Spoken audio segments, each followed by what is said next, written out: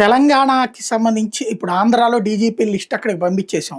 అందులో పిఎస్ఆర్ ఆంజనేయులు గారికి కూడా సెకండ్ అర్హత ఉన్నటువంటి వ్యక్తి కాబట్టి ఆయనకి అవకాశం లేనీయకుండా చూడటం కోసం అరెస్ట్ ఇదంతా చేసుకొచ్చారు. ఎట్ ద సేమ్ టైం తెలంగాణలో డీజీపీ రేసులో 8 మంది ఉన్నారు. యూనియన్ పబ్లిక్ సర్వీస్ కమిషన్కి 8 మంది పేర్లను పంపించింది రాష్ట్ర ప్రభుత్వం.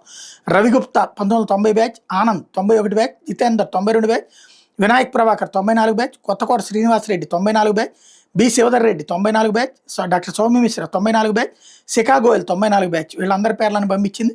ఇప్పుడు ఇందులో ఎవరు అవుతారు అన్నటువంటిది దీంట్లో ఉన్నటువంటి లెక్క ప్రకారం ఏంటి, అర్హతల ఆధారంగా జాబితా నుంచి 3 పేర్లను సూచిస్తూ తిరిగి రాష్ట్ర ప్రభుత్వానికి యూపీఎస్సీ పంపిస్తుంది.